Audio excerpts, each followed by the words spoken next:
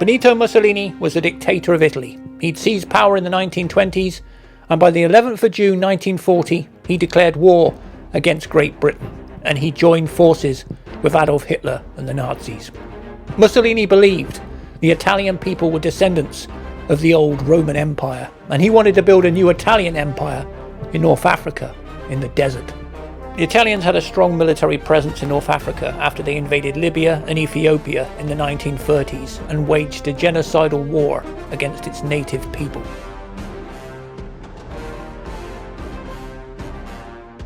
In September 1940, Mussolini ordered the Italian army to drive the British out of North Africa.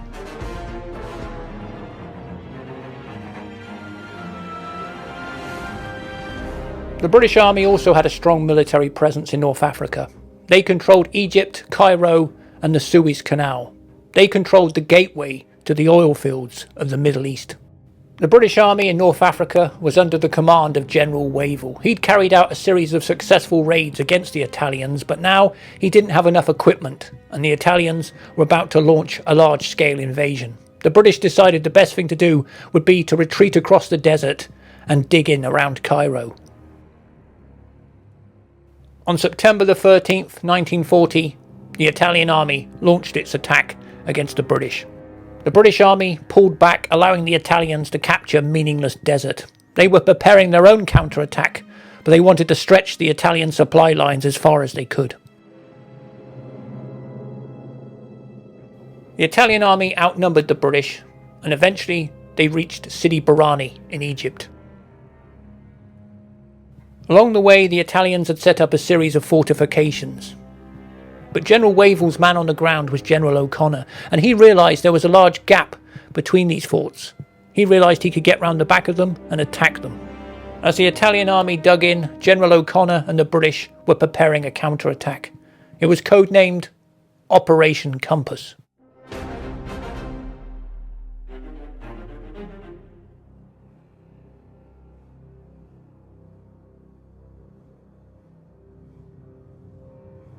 As the proud Italian troops celebrated their advance across the desert, they had no idea that General O'Connor was about to launch his counterattack against them.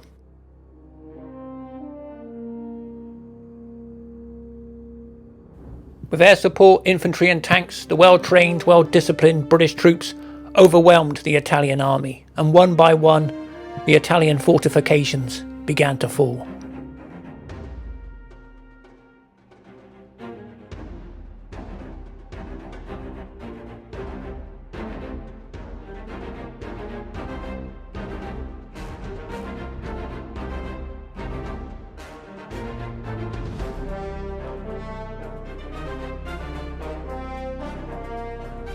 Some Italian soldiers fought bravely, but they were stabbed with British bayonets and their positions were overwhelmed, or they were shot dead or killed by grenades or artillery as the British drove the Italian army back. What started out as a limited British offensive would turn into a rout of the entire Italian army as the British drove them back across the desert, taking 133,000 prisoners and taking all of their defensive fortifications. It wasn't long before the Italian soldiers had had enough of fighting and dying for the pride of Mussolini, and they began to surrender en masse.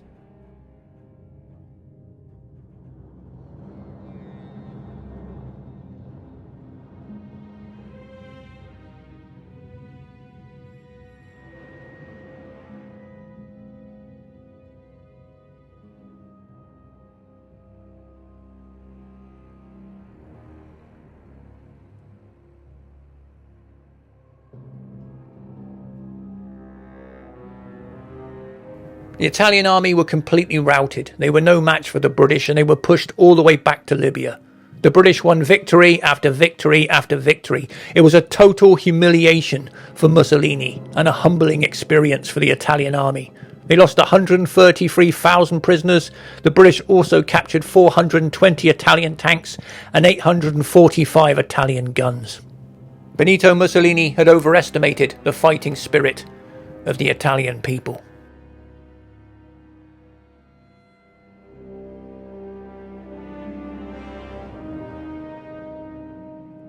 One of the main British tanks was the Crusader. Its width was 2.77 metres, its length was 5.97 metres. The Crusader was a cruiser tank. It had 40mm of armour and a 40mm gun. It also had a crew of 3, a driver, a gunner and a commander. The tank was also armed with a machine gun and had a top speed of 26 miles per hour. It was a manoeuvrable tank. Unfortunately, it was hopelessly unreliable. But despite its mechanical issues, the Crusader tank was more than a match for any of the pathetic Italian tanks on the battlefield in North Africa in 1940. However, later in the war, the Crusader would be far less effective against the German tanks. They'd have thicker armour and more powerful guns.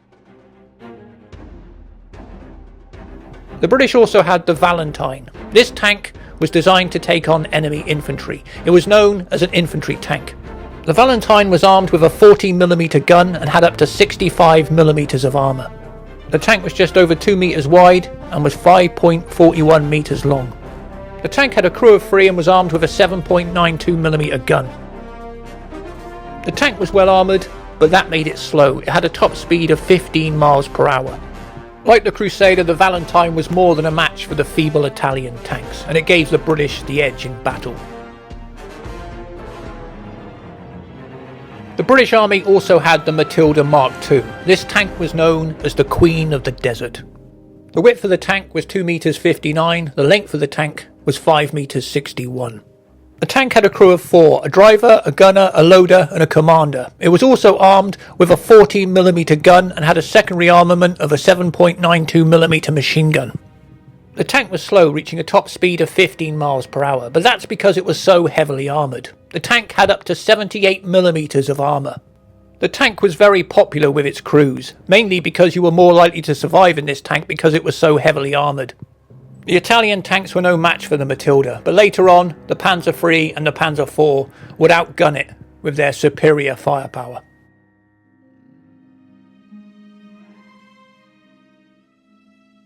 The main Italian battle tank was the M1340. The tank had a crew of 4, a commander, a radio operator, a driver and a main gunner.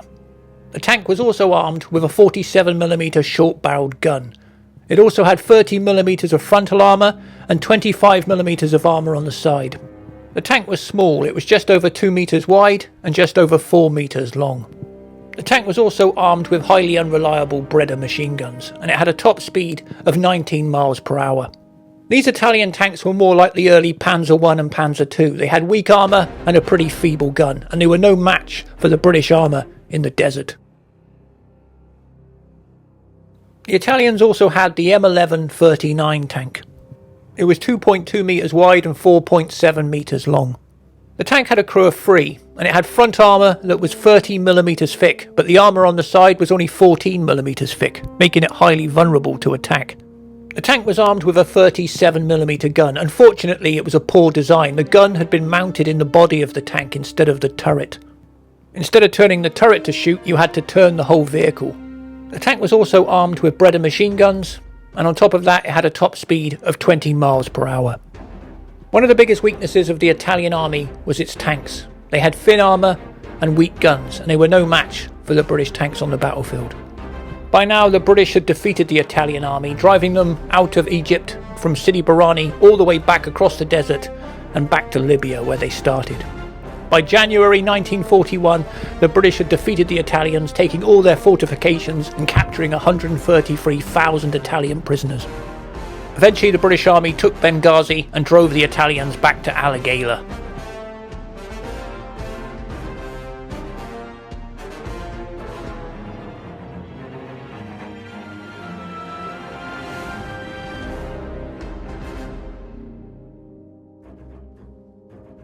General O'Connor had routed and crushed the Italian army in North Africa, and it was a huge embarrassment to Benito Mussolini, and he was forced to ask Adolf Hitler for help.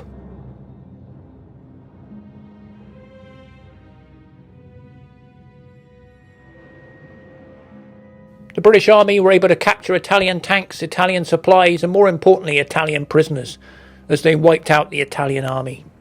Benito Mussolini's dream of a new Italian empire had been shattered.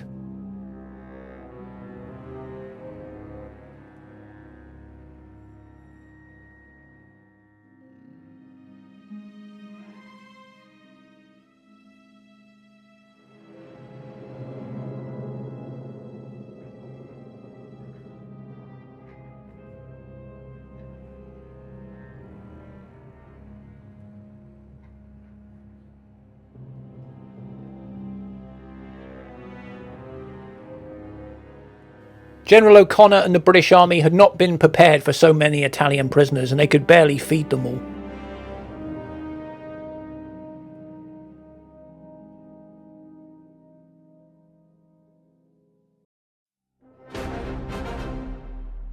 Benito Mussolini had convinced the Italian soldiers that they were unbeatable. He convinced them that they could beat the British and drive them out of North Africa, but instead they'd been humbled, humiliated and defeated.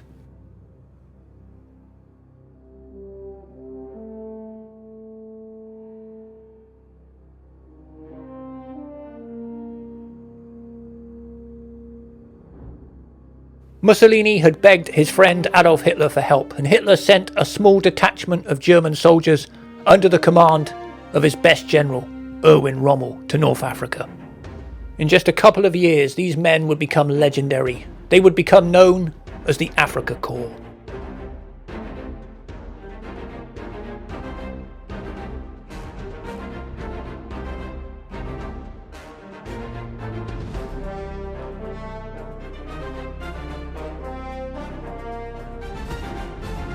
Adolf Hitler had ordered Rommel to go to North Africa and fight a defensive battle only. His job was just to save the Italian army, but instead he disobeyed Hitler's orders and he immediately went on the counterattack.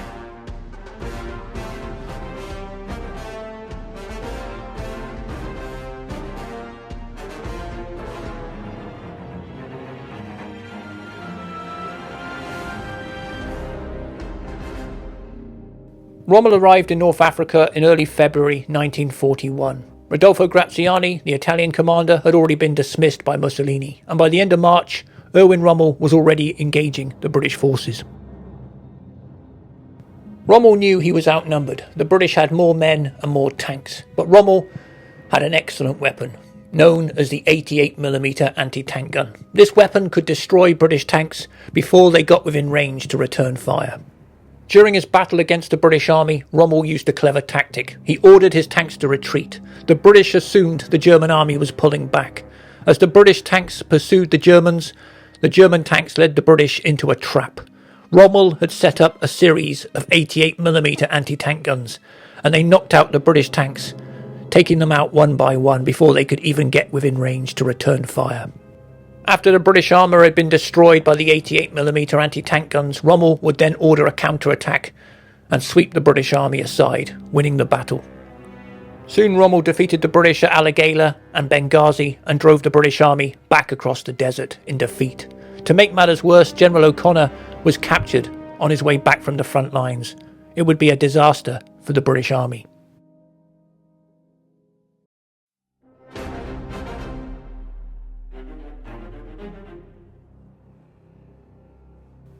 Now it was the turn of the British soldiers to be taken prisoner.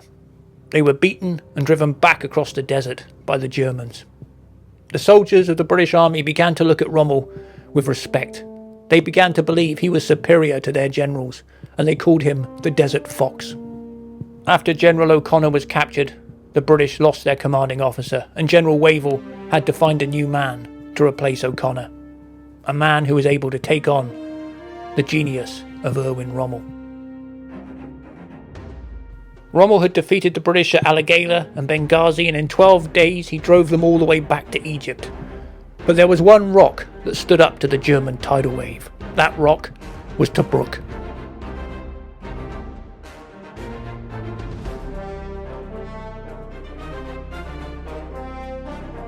The British army were driven back, but the garrison at Tobruk held out, despite being completely surrounded by the German army.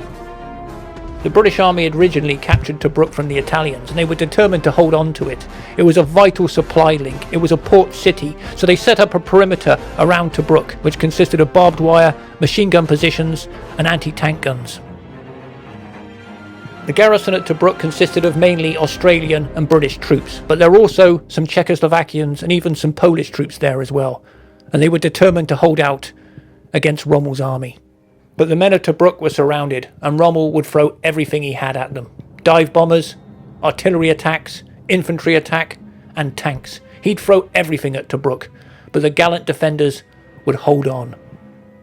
The besieged British forces even managed to carry out raids against the Germans.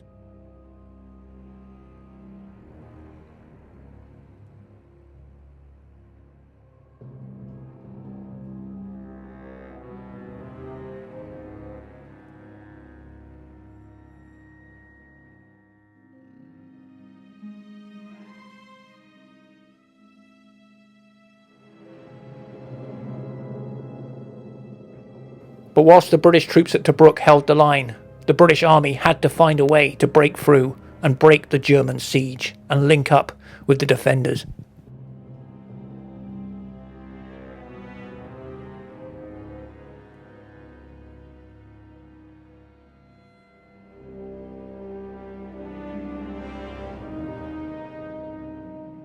After General O'Connor was captured, the British were desperate to find someone to beat Rommel. They appointed General Cunningham, but eventually he was defeated and sacked. So eventually, even General Wavell himself was dismissed. And before long, General Claude Auchinleck was put in charge of the British Army in North Africa. And he appointed General Ritchie as his commander in the field. But eventually, General Claude Auchinleck would take charge of operations personally. But General Auchinleck knew he had a tough task in taking on Erwin Rommel. Rommel had defeated the British again and again, using the wide open spaces of the desert to constantly outflank the British army. He seemed unbeatable. But now, Auchinleck was given the challenge to take on this master tactician, and his first job would be to break through and liberate Tobruk.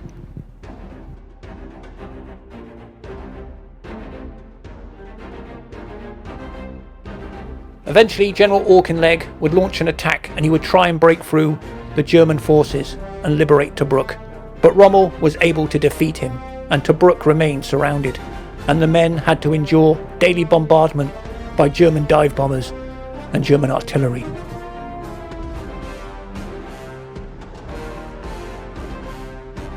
As the German forces dug in all around Tobruk, the men there felt trapped, isolated, and alone.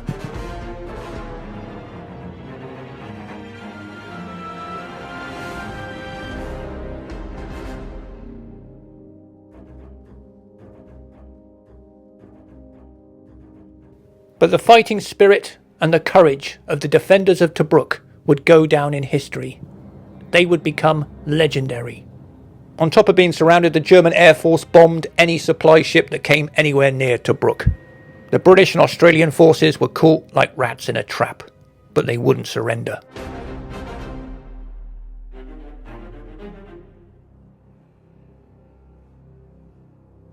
On the 11th and 12th of April, Rommel launched a series of probing attacks using German infantry and German tanks, but the Australian division held the line. And on top of that, every gun in Tobruk fired on the German armour, and the German tanks were forced into a retreat. As the German force retreated, they ran into an armoured brigade of British tanks. The Crusader tanks engaged the Germans, and the Germans lost 16 of their 38 tanks. They were taking fire from three sides, including the garrison at Tobruk.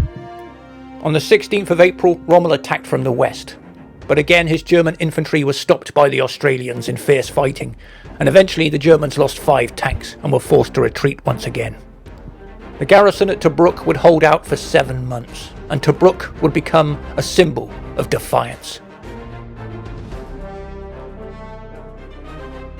The commanding officer at Tobruk was Lieutenant General Leslie Morshead. He was an Australian and a former teacher, and he kept his men occupied. He made sure he carried out raids against the Italian and German forces.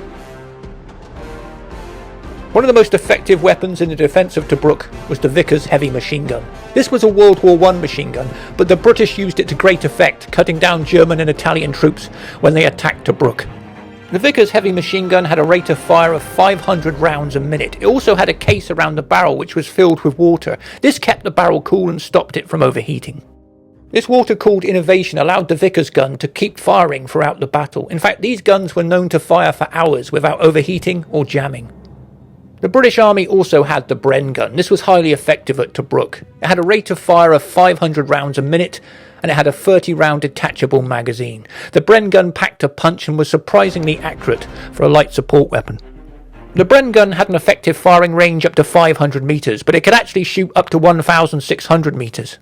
The Bren gun was a highly effective weapon in suppressing enemy fire and keeping the enemy pinned down. The Bren gun fired a 303 round, which gave it excellent stopping power. The British Army were also equipped with the Thompson machine gun, or Tommy gun. This was a gift from the Americans. This was used by gangsters in the 1930s, and this gun had an awesome reputation thanks to its outrageous rate of fire. The weapon could fire up to 800 rounds a minute, and it could use a 30-round detachable magazine or a 50 or 100-round drum magazine. The Thompson machine gun fired pistol ammunition, and it had a maximum effective range up to 150 metres.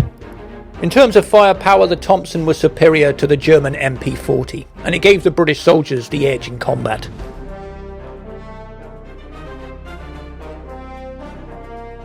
The British also had the Lee Enfield rifle, one of the finest rifles in the world. This rifle fired a .303 round and had a maximum effective range up to 500 metres. With its quick, easy, fast bolt action, this weapon could fire 30 rounds a minute, and fitted with a bayonet, it was deadly in hand-to-hand combat. This weapon was not only fast and highly accurate, but it also had a 10-round box magazine, making it a highly effective weapon on the battlefield. The British also had the Webley revolver. This pistol was first introduced in 1887 and had been used by the British Army in World War I and in World War II. It carried 6 rounds and it packed a punch at close range. The weapon had an effective range up to 50 metres. The weapon was normally carried by officers and used as their personal sidearm. The Royal Navy could keep Tobruk resupplied because in 1940 they'd taken out the powerful Italian fleet and they now controlled the Mediterranean. On the 11th of November, late at night, 1940, HMS Illustrious launched 20 Swordfish torpedo bombers at the Italian fleet at Taranto. These World War I planes were slow and vulnerable to attack, but the pilots were brave. They flew through a hail of anti-aircraft fire, dropped their torpedoes and attacked the Italian fleet. 2 planes were shot down, 2 pilots were killed, but the Swordfish torpedo bombers managed to hit 3 Italian battleships and disabled all of them. They also took out a heavy cruiser and disabled 2 destroyers. These old outdated planes and these brave British pilots had crippled the Italian fleet.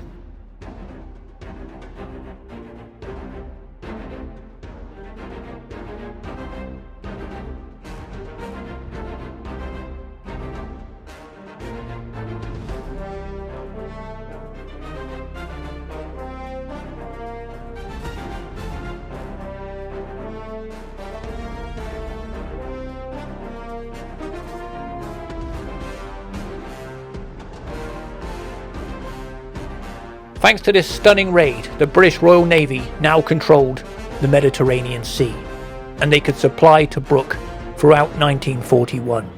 Over 50 Italian sailors had been killed, but the Italian fleet had been crippled for good.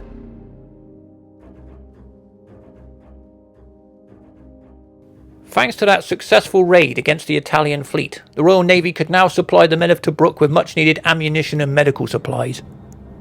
The Royal Navy may have controlled the Mediterranean, but Rommel still had a stranglehold around Tobruk, and the British Army had to break it, and soon, because time was beginning to run out.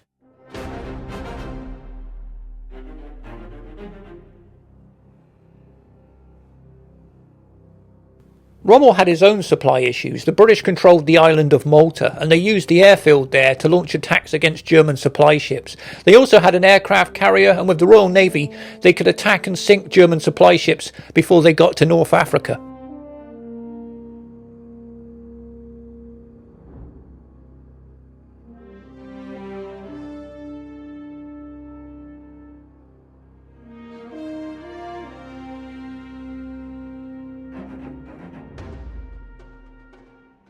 Thanks to the Royal Navy, the British supplies to Tobruk were getting through.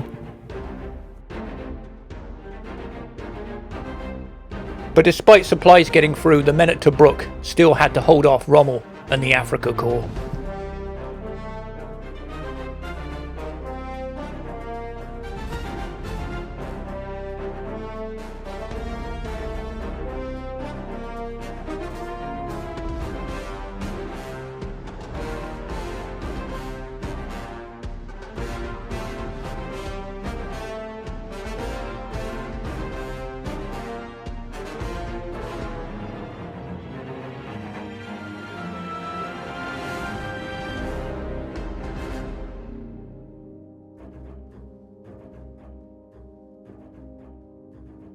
The men at Tobruk fought heroically to hold off the German attacks again and again and again.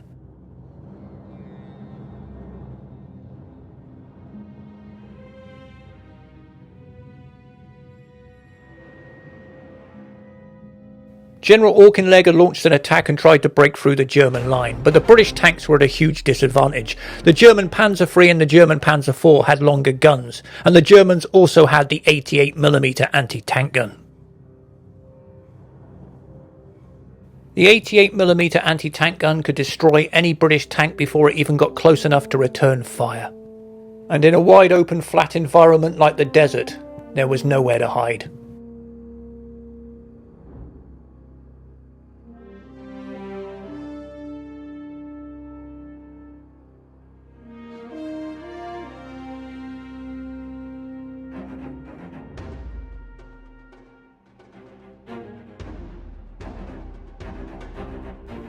General Auchinleck and the British Army tried desperately to break the siege of Tobruk, but Rommel was a master tactician and he used his 88mm guns to great effect, and they made short work of the British tanks.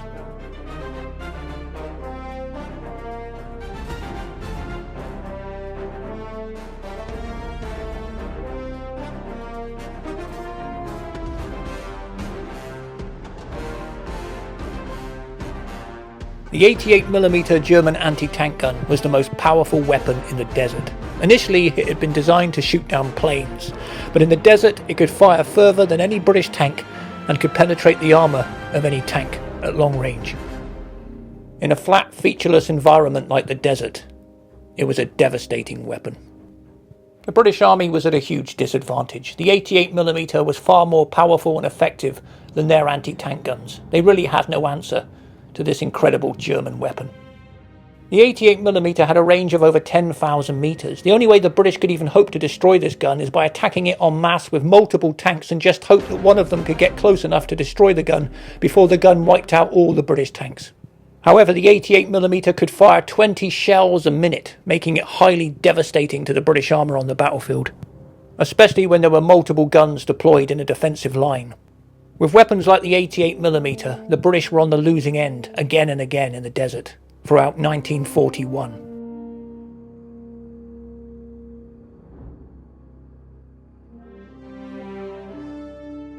The main German battle tank in the desert in 1941 was the Panzer III. It had 50mm of armour and a 50mm gun. The tank had a crew of 5. It was 2 meters 90 wide and 5 meters 56 long. It could also reach a top speed of 25 miles per hour.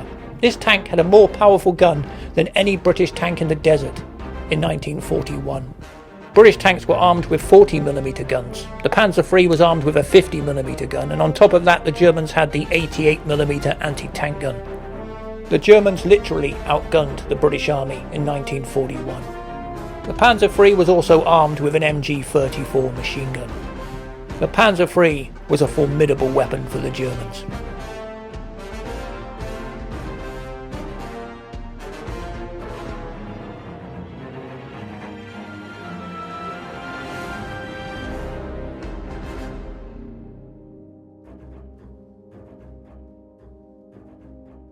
Ever since he came to North Africa in 1941 in February, Rommel had beaten every British general he'd faced. He'd beaten General O'Connor, he'd beaten his replacement, General Cunningham, he'd beaten General Ritchie, and even General Wavell himself had been dismissed.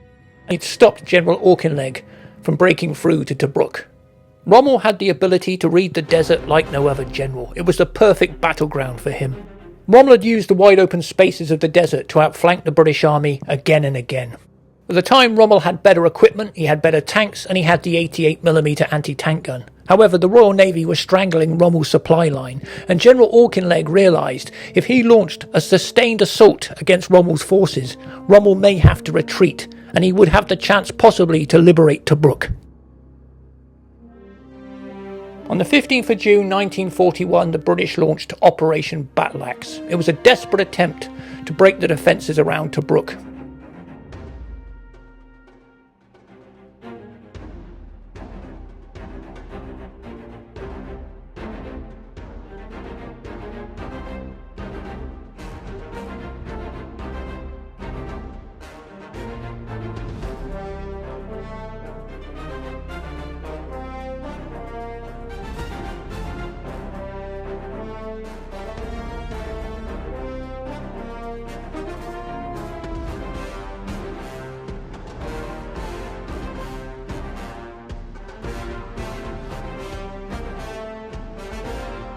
But despite heavy fighting, the British were unable to break through Rommel's defences, and Tobruk remained under siege. Rommel's superb defensive tactics and his use of the 88mm gun destroyed the British Armoured Division and forced them into a retreat. Being in a tank in the desert was like being trapped in an oven. It was hot, sweaty, greasy work, and when the tank got hit, it literally exploded and the men inside burned alive. The British armour and infantry failed to break through Rommel's defensive line, but General Auchinleck was determined to try again, no matter how many men he lost.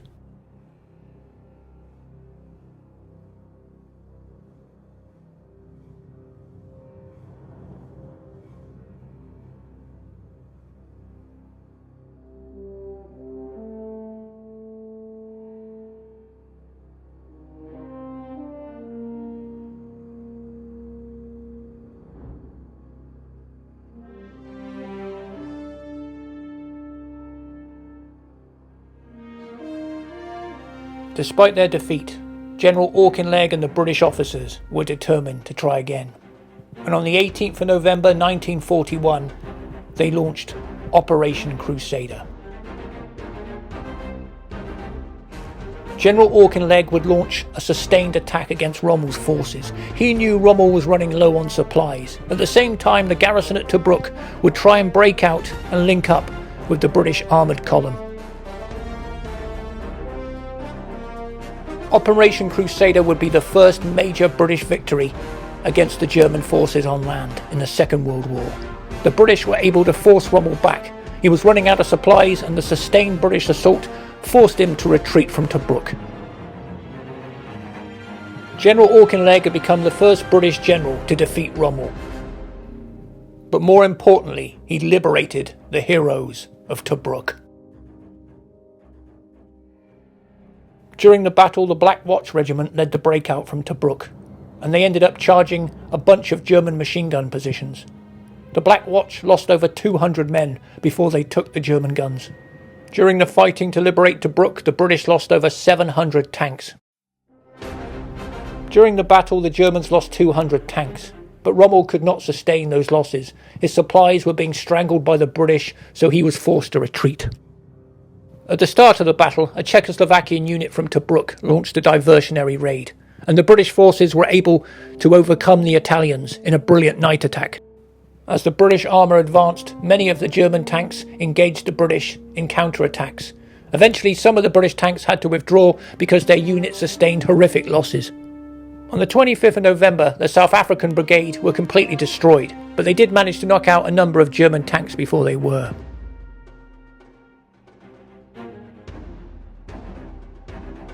At one point, the 22nd Armoured Brigade were forced back after they destroyed 34 Italian tanks but lost 25 of their own Crusader tanks in the battle.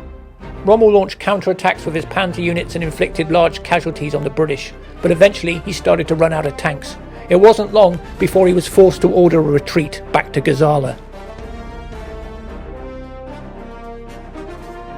Troops from Britain, India, Czechoslovakia, Poland, South Africa, New Zealand, Australia had all fought together to defeat Rommel and liberate the heroes of Tobruk. General Auchinleck had become the first British general to defeat Erwin Rommel.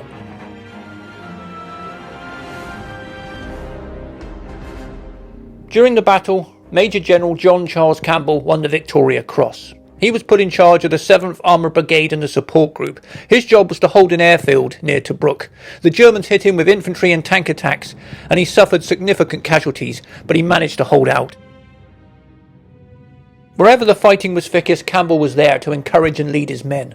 At one point, he even manned an anti-tank gun, loading it himself when the crew were badly injured. He carried on firing and destroying tanks, leading his men and inspiring their defence of the airfield. The airfield became a pivotal point in the battle, and thanks to Campbell and his leadership, the British managed to hold it. The leadership of Major General Campbell inspired his men, and they inflicted severe tank losses on the Germans and held off the attack.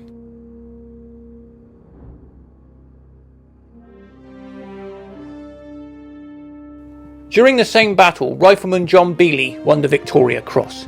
When his officers were all wounded and they were pinned down by German fire, He picked up his Bren gun and he charged the enemy position alone.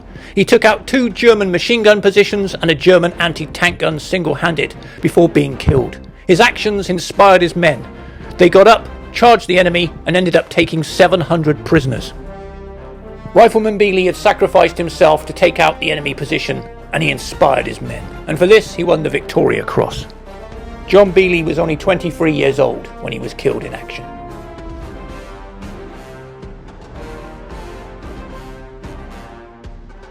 Thanks to the sacrifice of men like Rifleman John Bealey, Rommel had been defeated and he was forced to pull back from Tobruk.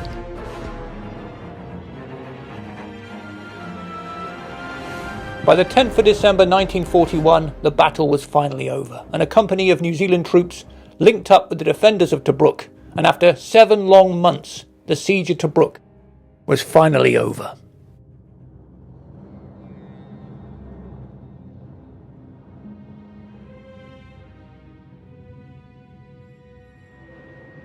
The British may have won the battle, but Rommel wasn't finished with Tobruk. He simply withdrew to Gazala and waited for more tank reinforcements to reach his position. He was planning another invasion of Tobruk in 1942. But for the moment, the British public were delighted. They'd beaten the Germans and liberated Tobruk.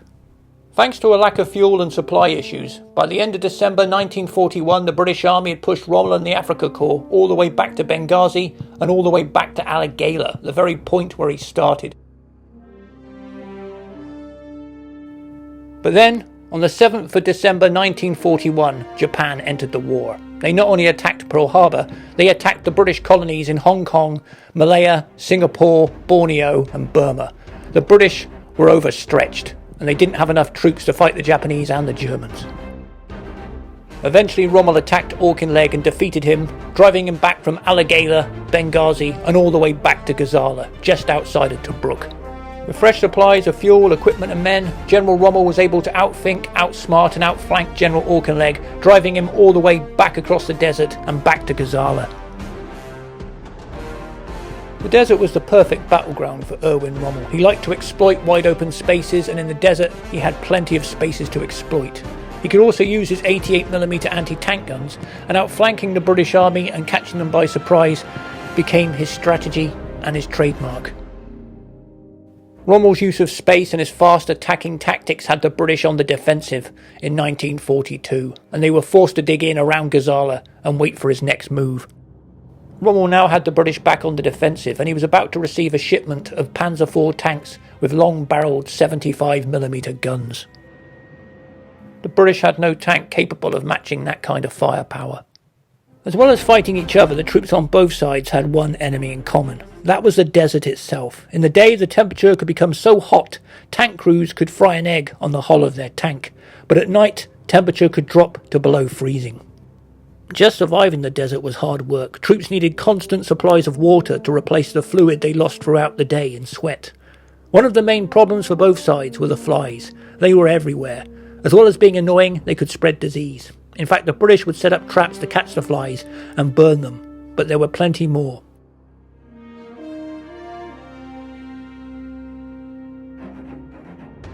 However, the British Army were more disciplined and more experienced in a desert environment. They learned to build latrines further from their camp, and this helped cut down on the spread of sickness caused by the flies.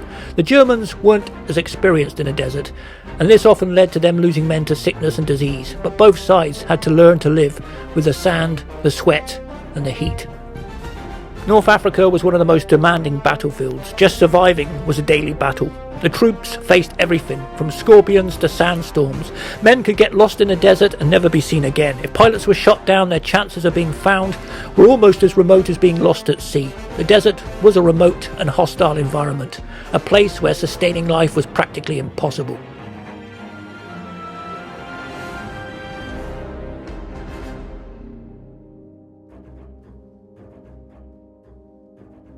One of the biggest dangers in the desert was the sandstorms. If you got lost in a sandstorm and you couldn't find your way back to your tent, you may never be seen again.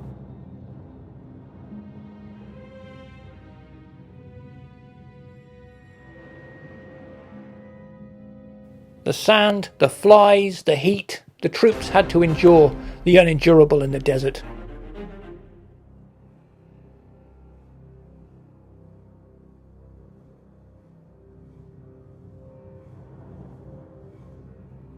As well as the heat and the sand in the boots and the flies, there was the bully beef. This meat fell out of a tin, and the British soldiers soon got tired of eating it.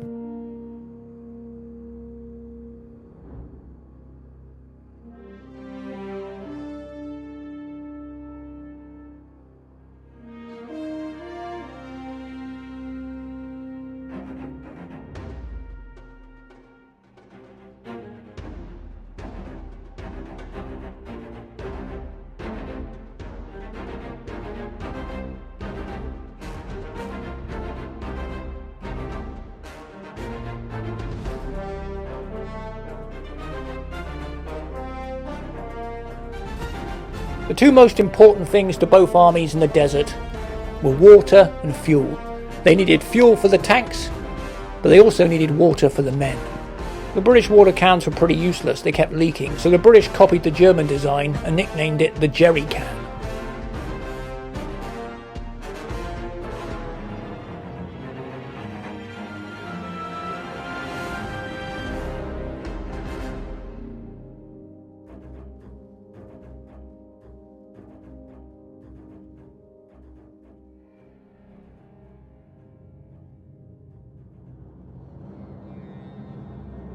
Petrol and water became the lifeblood of the desert. Both sides needed it in order to keep their war machines running.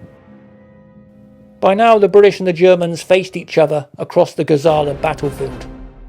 General Auchinleck had put the defence of Gazala in the hands of his man on the ground, General Ritchie. But like General O'Connor and General Cunningham, General Ritchie would make the same mistakes, and General Rommel would find a way to exploit them.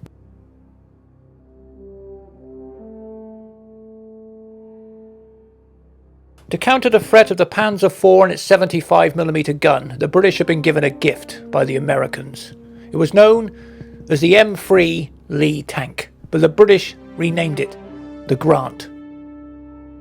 Like the Panzer IV, the Grant had a 75mm gun. Unfortunately, it was housed in the body of the tank instead of the turret, much like the French tank, the Char B. It was a design flaw that the Americans had overlooked. But the British didn't seem to care, they were just happy to have a tank with a 75mm gun. The width of the tank was 2.72 meters, the length of the tank was 5.64 meters. The tank had a 75mm gun in the body of the vehicle and a 37mm gun in the turret. It also had 51mm of frontal armour, which made it a vast improvement all round on the British tanks. The tank was armed with Browning machine guns and had a top speed of 26 miles per hour. Unfortunately, having a 75mm gun fitted into the body of the tank meant you had to turn the actual tank itself in order to hit the enemy, rather than just turn the turret. The tank also had a high silhouette, which meant you could see it from a distance in the desert, which was a disadvantage. The tank was big and it had a crew of 6, but because it had a 75mm gun and a 37mm gun, it had more guns than the average German tank, and on top of that it had 51mm of armour, so in general the British troops were happy with it. But they really needed a tank with a 75mm gun in the turret, like the Panzer IV.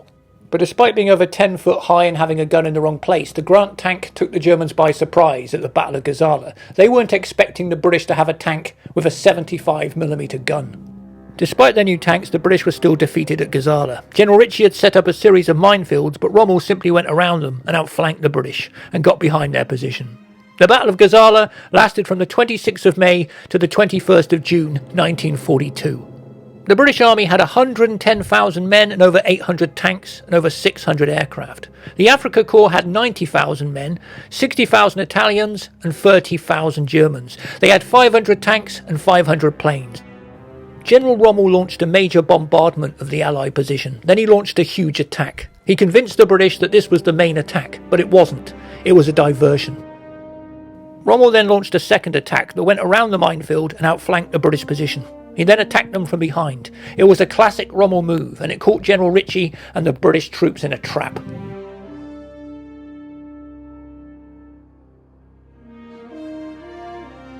The British lost 50,000 men that were killed, captured or missing. They also lost 1,188 armoured vehicles.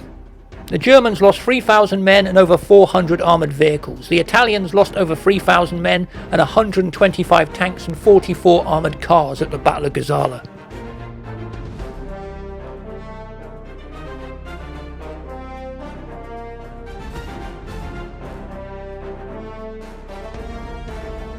The Battle of Gazala would turn into a disaster for the British. Not only were they forced to retreat, but Rommel took Tobruk and captured 33,000 British prisoners.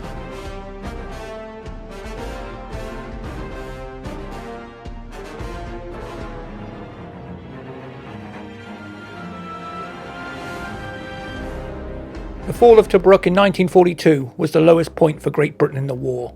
It was a disaster. Like General O'Connor and General Cunningham, General Ritchie had put up a desperate defence but been outsmarted, outfought and outmanoeuvred by Erwin Rommel.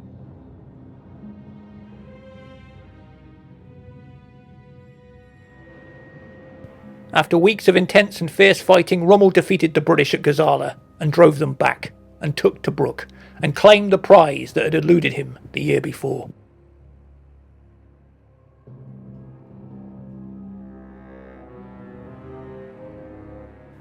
Adolf Hitler was so delighted that Rommel had taken Tobruk, he promoted him to Field Marshal, and many British soldiers had been shot dead or blown to bits by artillery or crushed under the tracks of a Panzer tank, all in a desperate bid to protect Tobruk. But in the end, the British failed, and they were driven back in defeat.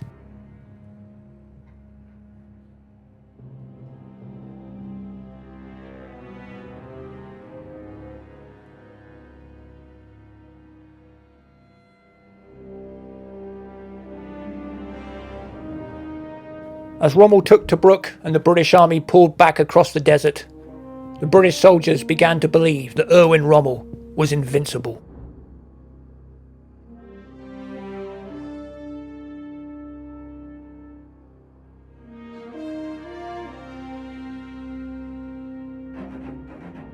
The newly promoted Field Marshal Erwin Rommel was the master of Tobruk, but he was beginning to look like the master of the desert.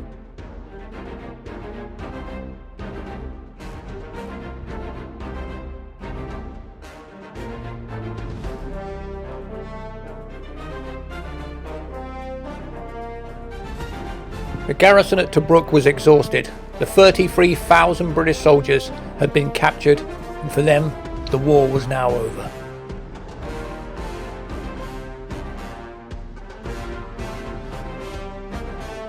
The rest of the British army was demoralised and defeated, and Rommel chased them all the way back to Egypt.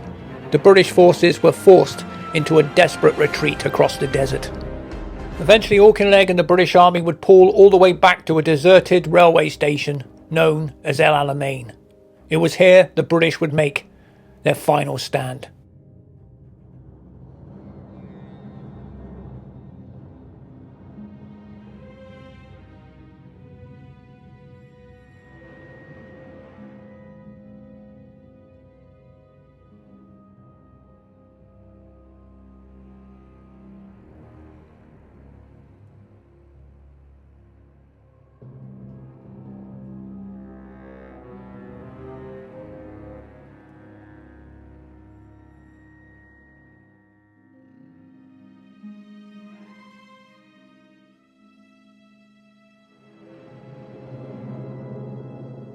One man who was determined to make his mark on the desert and the Germans was Lieutenant Colonel Archibald David Stirling.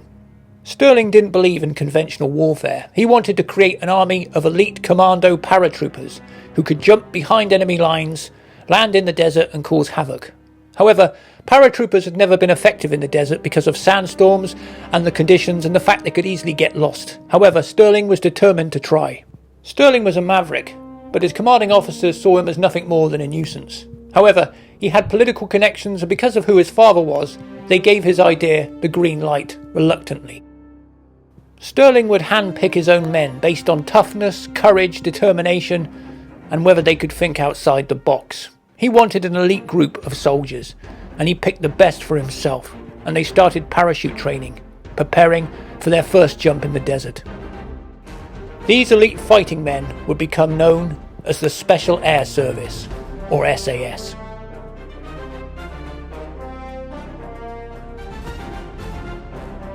However, their first mission would be a disaster. Stirling was under great pressure to prove that this unit could be a success. But on their first mission, the plane at night flew into a sandstorm. Stirling knew jumping would be practically suicidal. However, Stirling and his men were so desperate to prove themselves, they made the jump anyway. The paratroopers were scattered by the sandstorm across the desert. Many were severely injured, one man broke his back, and some men were killed. The entire mission was a disaster. 22 men would be killed or captured by the Germans.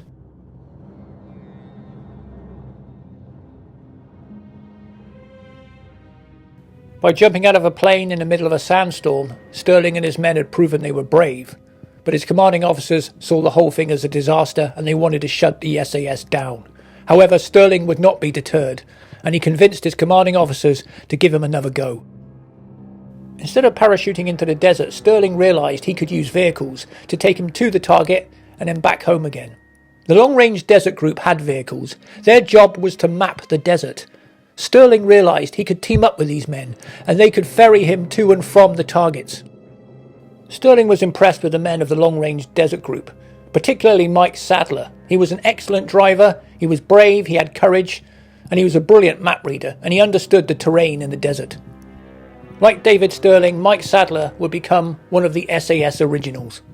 The long-range desert group and the SAS would work together. They'd kit out their vehicles with extra fuel, supplies, machine guns, and ammunition.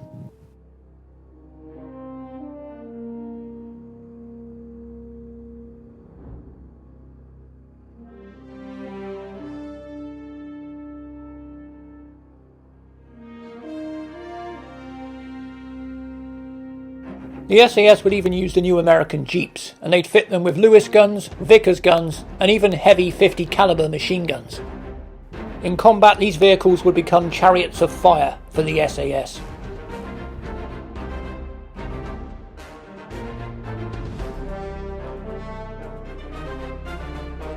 The main targets for the SAS would be the Italian and German airfields. Their mission would be to take out as many German and Italian planes as possible.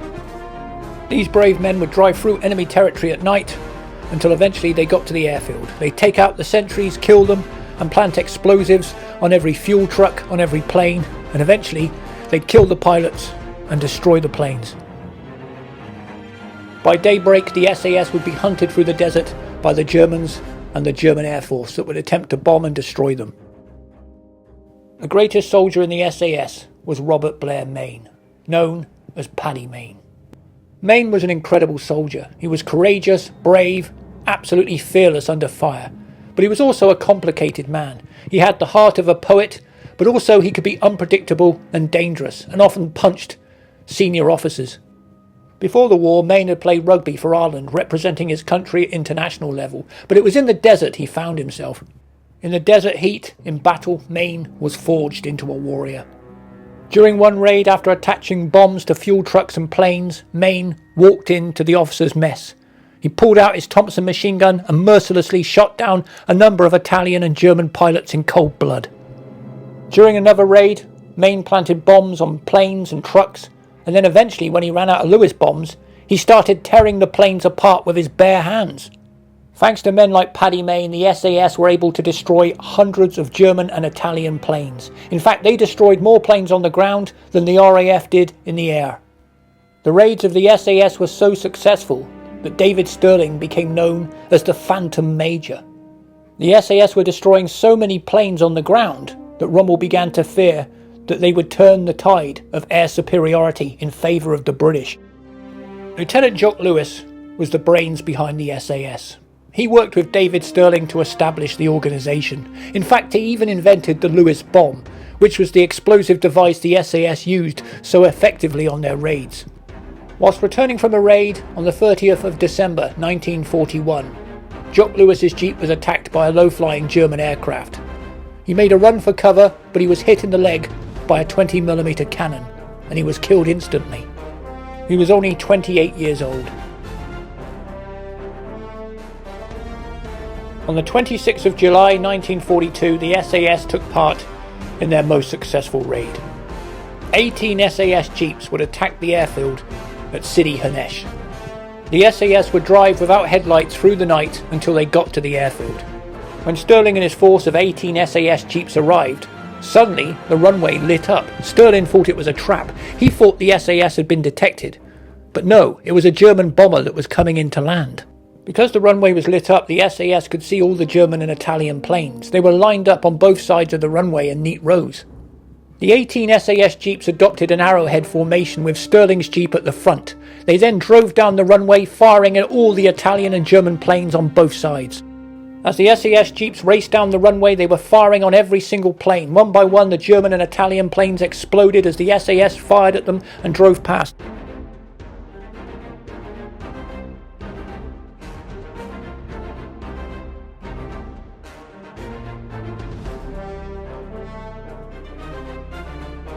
One after another, the German and Italian planes exploded as the SAS raced down the runway, firing in all directions.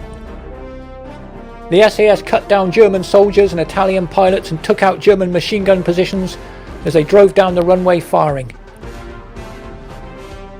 Once the jeeps reached the end of the runway, Sterling ordered another run. They turned round and drove back down the runway, destroying what was left of the German and Italian planes. They even shot down the German bomber that was coming into land. Eventually, Sterling's jeep was disabled by a machine gun position and he was forced to bail out and join another crew. When some of the jeeps ran out of ammunition, the men jumped out and used their Thompson machine guns to open fire at close range against the German fighters and Italian bombers. Others planted Lewis bombs on fuel trucks and oil drums before getting out of there and leaving a massive explosion in their wake. During the raid, the SAS had destroyed 37 planes and killed a number of German and Italian soldiers in firefights.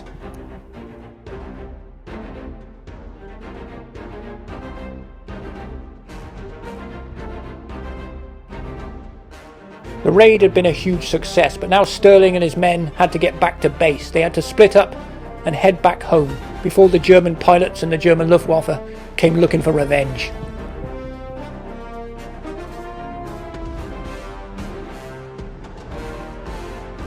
The next day, 2 men would be killed by German air attacks. Sterling and his SAS men would be forced to hide up and lay low in the daytime and drive at night. But eventually all but 2 men would make it back home. The bravery and skill of these men would help turn the tide in the Desert War. Thanks to them, the RAF would eventually establish air superiority over the German Luftwaffe. In January 1943, David Sterling would eventually be captured by the Germans whilst on a mission. He'd be ambushed and trapped with nowhere to go and forced to surrender. By the time he was captured, David Sterling had become a legend in the desert. He was known as the Phantom Major. Thanks to him, the SAS had destroyed hundreds of Italian and German planes. They'd killed countless enemy soldiers and destroyed supply depots and fuel dumps. But now, Paddy Mayne would take over the SAS. Paddy Mayne's courage and legendary fighting ability would take the SAS to even greater heights. He'd also get drunk and keep his men on their toes by playing with live grenades.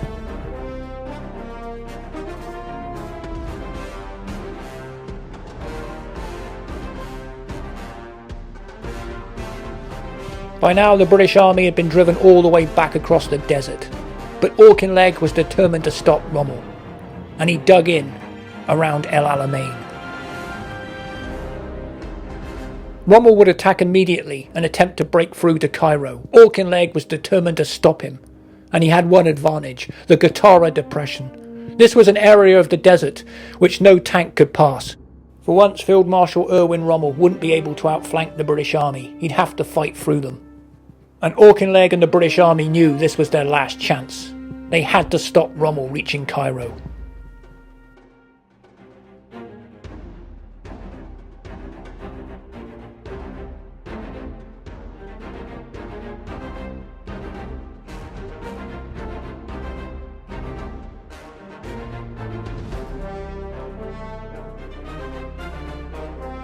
The first Battle of El Alamein would be brutal. Rommel was so close to breaking through to Cairo. However, the British had a defensive line and it would become a slugging match because Rommel couldn't outflank the British because of the impassable Guattara Depression. This time Rommel had no clever tricks. He just had to break through the British line, and the British were desperate to stop him. The first Battle of El Alamein would last from the 1st of July to the 27th of July 1942. The Germans had 96,000 troops and 585 tanks. The British only had 179 tanks at the start of the battle, but eventually they'd have over 1,000. The Germans had 500 planes, the British had 1,500 planes. The battle started at 3 o'clock in the morning, and a German light infantry unit strayed off course and managed to get themselves pinned down by the South Africans. On top of that, the German tanks got lost in a sandstorm. Despite heavy fighting, eventually the Germans overwhelmed an Indian unit.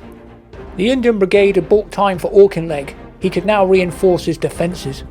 The British Army held an important ridge in the battle, and the 4th Armour Brigade were able to hold out and repel numerous attacks from Rommel's panzer units throughout the day.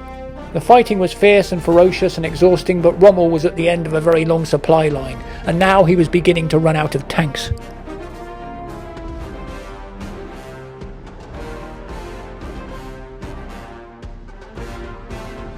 Eventually an Italian unit was routed by Indian and New Zealand troops. The British 22nd and 4th Armour Brigades managed to frustrate Rommel, and the RAF flew over 900 sorties a day.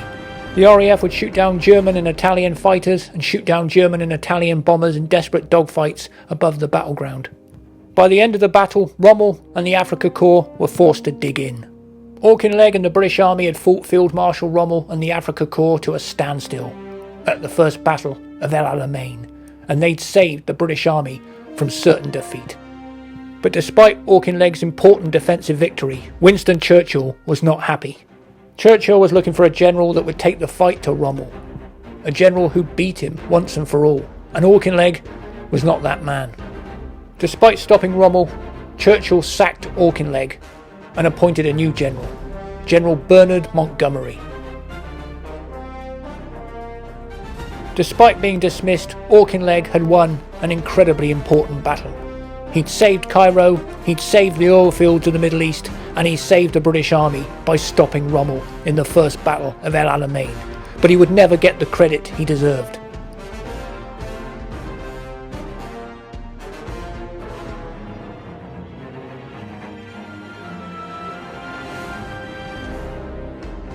General Auchinleck had won one of the most important victories in British military history. He'd saved the British Army from total defeat. If Rommel had broken through, he would have took Cairo and Egypt, and the British Army would have been totally destroyed.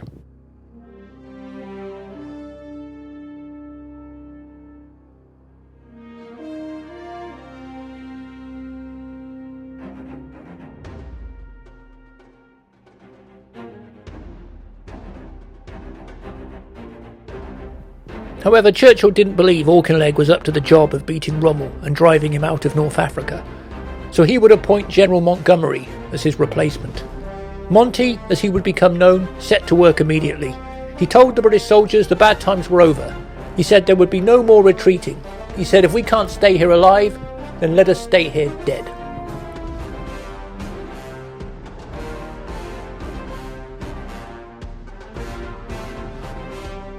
Monty would start an intensive training program for his men. He would make sure they were incredibly fit whilst assuring them that Rommel wasn't invincible and the tide was about to turn. Monty was a prickly character, but his self-confidence was infectious, and soon his men began to believe in him. In fact, General Montgomery would revitalise the British Army, known as the Desert Rats.